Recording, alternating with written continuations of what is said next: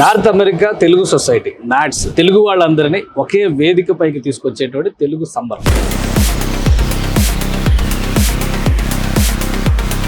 NATS లో పాల్గొనేందుకు పౌర సరఫరాల శాఖ మంత్రి నాదెండ్ల మనోహర్ గారు వచ్చారు. ఒకవైపు సంక్షేమం, రెండో వైపు అభివృద్ధి. ఈ విషయంలో కూటమి ప్రభుత్వానికి ఈ ఏడాది పరిపాలనలో మీరు ఇచ్చేటువంటి రేటింగ్ ఏంటి? ఫస్ట్ పాయింట్ అందరికి గుర్తు చేసేది ఏంటంటే, గతంలో మీకు మాట్లాడే స్వేచ్ఛ ఉండేదా? పూర్తిగా నాశనం చేశారు. పదే పదే ప్రభుత్వానికి అండగా నిలబడండి, కలిసి మేము ఉంటాం అనే మాట పవన్ కళ్యాణ్ గారు అన్నప్పుడు కూడా వ్యక్తిగతంగా టార్గెట్ చేస్తారు. కూటమిని బలపరచాలనే భావన ఎందుకు వ్యక్తపరిచారంటే, రాష్ట్ర అభివృద్ధి మనకి మొత్తం అంధకారంలో నెట్టేశారు.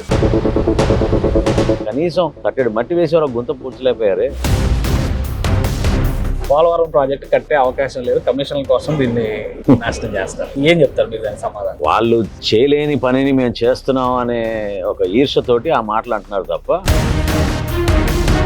అమరావతి పేరుతో ఓన్లీ అమరావతి జపం చేస్తున్నారు. అమరావతి రాజధాని లేకపోతే రాష్ట్రానికి ఏముంటుంది చెప్పండి? ఒక గుర్తింపు, పెట్టుబడులు ఎక్కువ శాతం మనం ఆకర్షించే విధంగా మనం ప్రయత్నం చేస్తున్నాం అనేది మనం షోకేస్ చేసుకోవాలి కదా.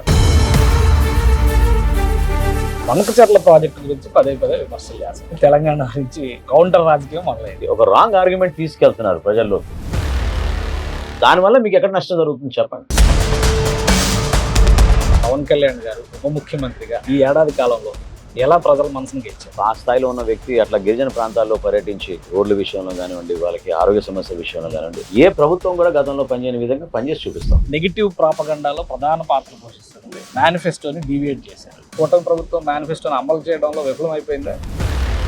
అది ఎట్లా అనగలుగుతారు? ఇచ్చిన మాట మేరకు పెన్షన్స్ పెంచి దీపం పథకం ప్రారంభించాం, సిమెంట్ రోడ్లు నిర్మాణం చేసాం, ఆగస్టు 15 నుంచి బస్సు సౌకర్యం మహిళలకు కల్పిస్తున్నాం. మాకున్న వనరుల్ని ఎట్లా జాగ్రత్తగా ఉపయోగించాలి, రాష్ట్రానికి ఇంకా మేలు చేయాలని తపనతో పనిచేస్తాం తప్ప వాళ్ళలాగా మూర్ఖంగా